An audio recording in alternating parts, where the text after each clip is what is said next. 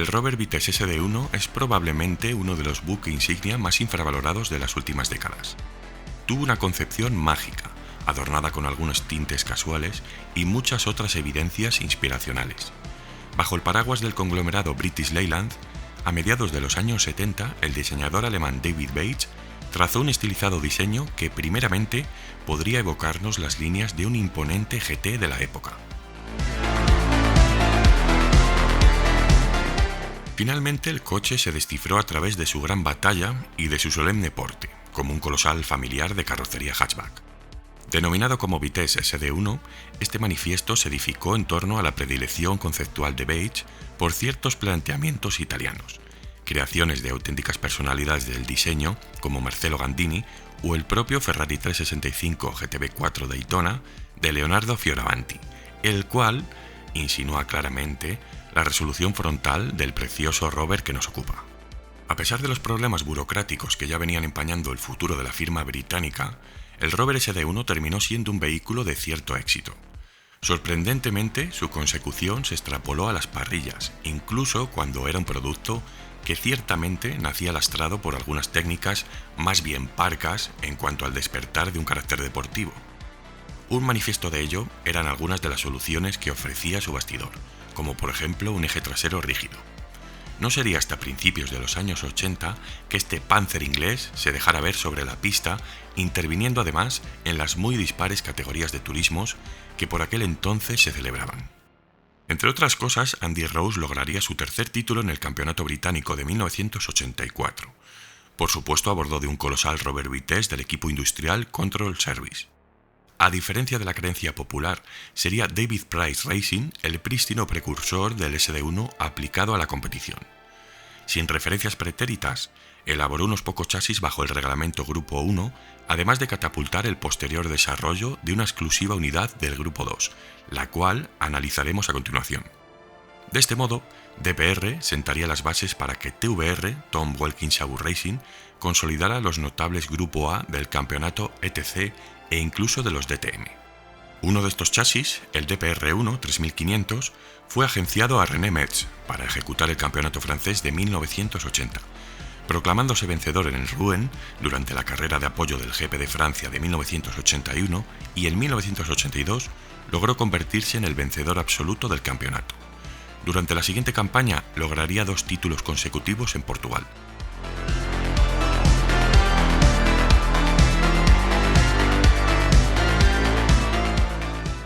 Según las especificaciones del Grupo 1, este iba dotado de inyección mecánica en lugar de las versiones primarias alimentadas por un Weber o en algunos casos por un Holley de doble cuerpo.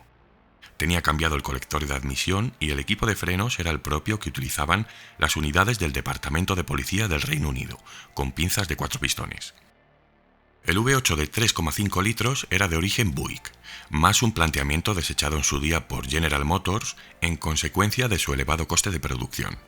Por consiguiente, Rover adquirió la patente de este motor que, una vez dispuesto para competir, hacía alarde de un amplio régimen de uso comprendido entre las 3.500 y las 7.000 vueltas. El salto con respecto al Grupo 2 fue notable. Se trataba de una pieza única dotada de 4 carburadores Weber 45 que trabajaban para un total de casi 400 caballos. El robusto bloque heredado en esta ocasión estiraba su potencial hasta las 7.500 vueltas en un estrépito sonoro de 8 consonantes y ardientes cilindros. En consecuencia, el coche crecía en anchura, adoptando en los pasos de rueda unos aletines que permitiesen al estilismo anglosajón cobijar los enormes slicks con los que iba calzado. La unidad fue vendida a Mike O'Sullivan durante una de sus incursiones al Reino Unido en busca de un vehículo adecuado para competir en Sudáfrica. Una vez en presencia del SD1 Grupo 2, O'Sullivan no dudó en abonar la cantidad requerida para llevarse aquel coche y convertirlo en un habitual del Kyalami.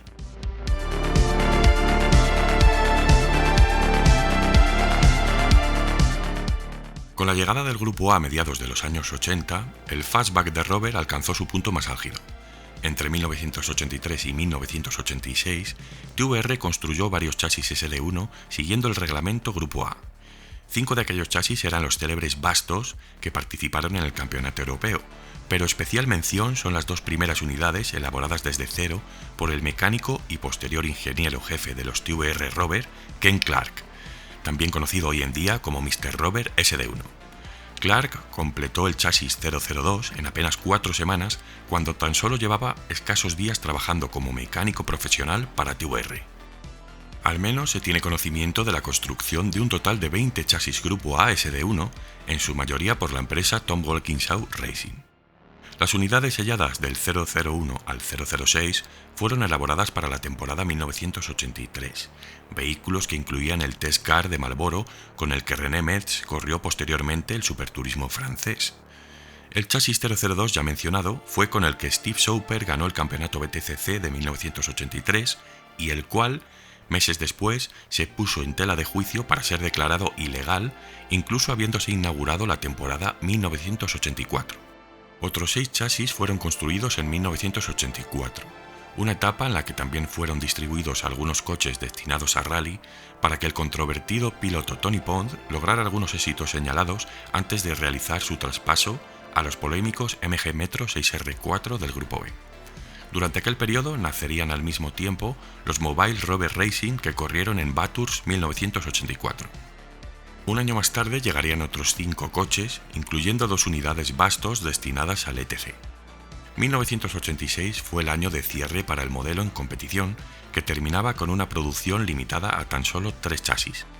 En este punto terminarían las competencias del encantador SD1, al menos de forma semioficial.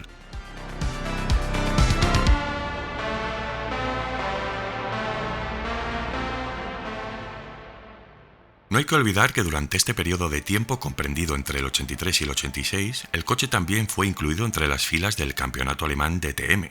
Es por eso que este coche de 1986 es probablemente el más especial de todos. Fue el ganador del campeonato alemán DTM ya mencionado, aquel año con 130 puntos, siendo el primer SD1 que utilizaría neumáticos Dunlop en lugar de la apuesta clásica por Goodyear y la aplicación del nuevo motor Twin Plenum dotado de diversas modificaciones. El piloto danés Carl Tim fue el artífice de esta victoria e incluso llegó a utilizar el Vitesse durante la primera ronda de la campaña 87 a la espera de tener listo su nuevo coche, un Alfa Romeo 75 Turbo Evoluzione. Así pues, el importante papel de los Triumph TR8 sobre los escenarios de rally y los circuitos fue uno de los detonantes para que en los años 80 la British Leyland impusiese el V8 como bandera en sus productos de competición venideros. Las regulaciones del campeonato británico habían elevado la capacidad máxima de los motores de 3 litros a los 3,5 litros. Con el SD1 ya en las calles, lo propio era acogerse a la nueva berlina para mezclarse en las carreras de turismos que se hallaban en plena ebullición. De primeras, el SD1 presentaba un porte no demasiado acorde con la dinámica requerida para un coche de carreras, pero al contrario de lo que sugiere su gran figura, ni su importante distancia entre ejes ni sus 4,6 metros de longitud le suponían un lastre. De forma implícita, sus definidas aristas colaboraban con un activo coeficiente aerodinámico que, junto a un importante ancho de vías y a ciertas mejoras a nivel bastidor, defendían una fórmula semejante a la de algunos coupés de la época. En aquel entonces eran mayoría los integrantes de la compañía que desestimaban la viabilidad de este proyecto, siendo John Davenport, director de BL Motorsport, uno de los pocos estímulos más activos a lo largo de todo el proyecto.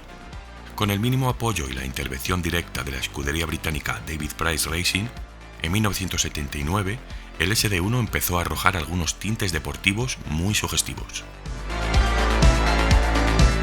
Un factor a tener en cuenta a la hora de construir este tipo de vehículos era el evento en el que se iban a posicionar. Dicho esto, los Rover destinados al campeonato ETC, con carreras de hasta 6 horas de duración, inclusive las célebres 24 horas de Spa, no eran los mismos coches que se disponían para el campeonato británico, donde los eventos se prolongaban en apenas 20 vueltas. A lo largo de aquellos años, el Grupo A fue limitando cada vez más a los equipos la intervención de los motores. Por contrapuesto, el bastidor era una de las zonas del vehículo más permisivas, logrando un gran progreso y a su vez una gran rivalidad en la pista.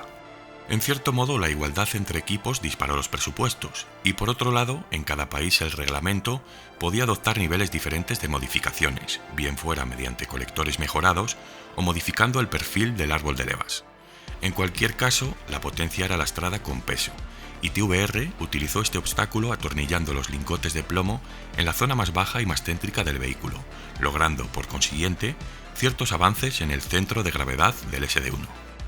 TVR ya se había consagrado como un equipo en progresión, una empresa liderada por un ingeniero y a su vez piloto de gran carisma.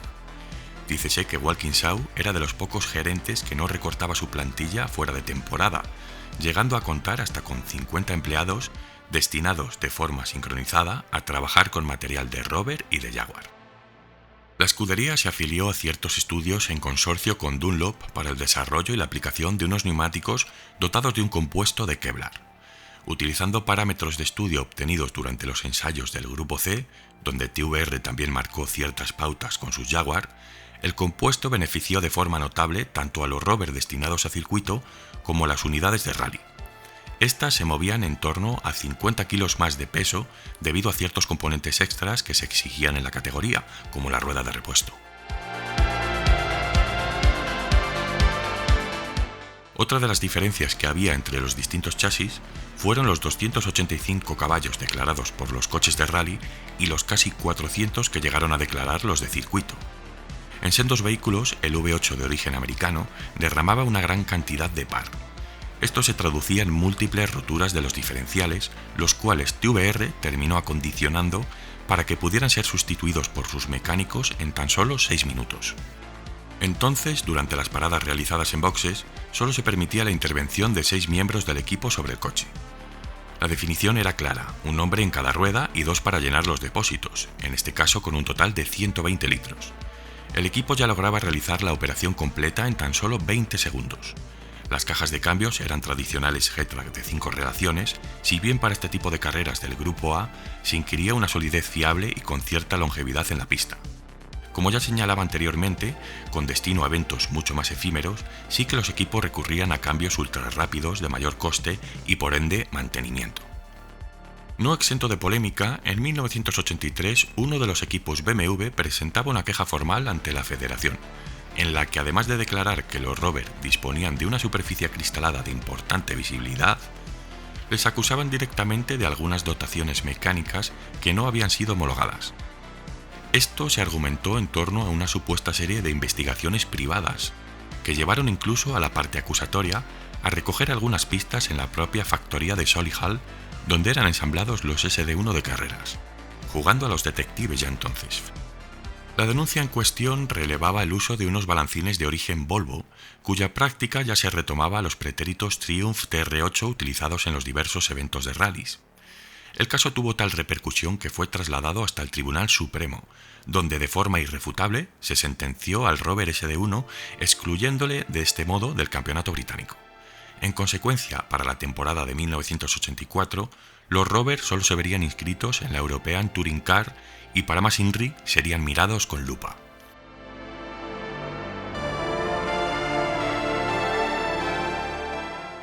A pesar de todo, Rover seguía con sus actividades, donde los Vitesse Twin Plenum ya estaban a punto.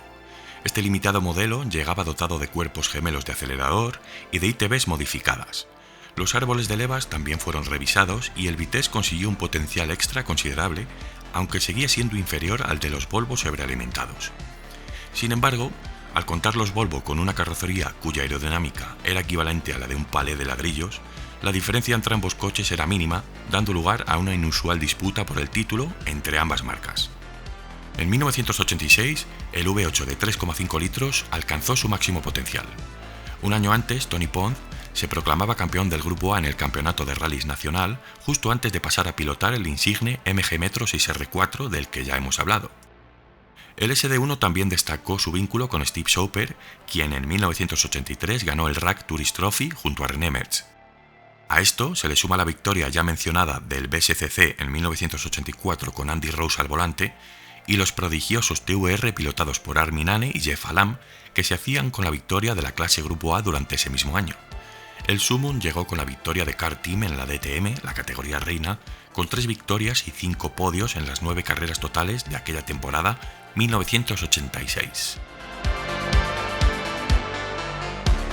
Me encanta este coche, es como una pasión, es como un amor platónico, ¿no?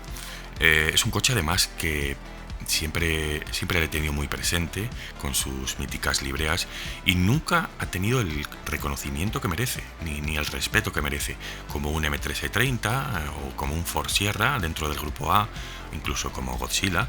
El Robert Vitesse SD1 no es un coche que normalmente se le mencione, del que se hagan posts, del que se hagan artículos, vídeos incluso.